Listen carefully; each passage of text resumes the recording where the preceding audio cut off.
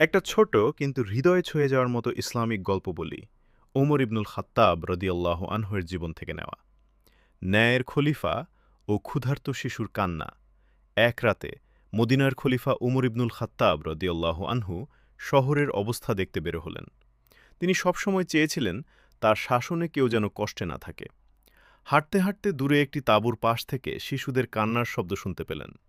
তিনি ধীরে ধীরে এগিয়ে গেলেন। দেখলেন একজন মা আগুনের উপর হাঁড়িজি বসিয়ে রেখেছেন, আর তার বাচ্চারা ক্ষুধায় কাঁদছে। ওমর রাদিয়াল্লাহু আনহু জিজ্ঞেস করলেন, তোমার বাচ্চারা কেন কাঁদছে? মহিলা বললেন, ক্ষুধার জন্য। ঘরে খাবার নেই।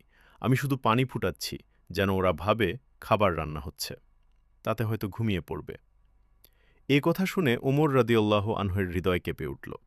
মহিলা আরও বললেন, আমাদের এই অবস্থার জন্য খলিফা ওমর দায়ী। তিনি জানেন না আমরা কেমন আছি। এই কথা শুনে তিনি কিছু না বলে দ্রুত বায়তুল মাল, রাষ্ট্রের ভাণ্ডারে ফিরে গেলেন। নিজ হাতে একটি বস্তায় আটা, খেজুর, ঘি ভরে কাঁধে তুলে নিলেন।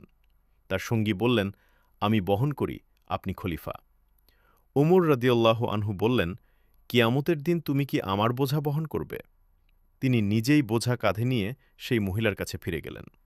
নিজ হাতে চুলা জ্বালালেন, রান্না করলেন এবং বাচ্চাদের খাওয়ালেন।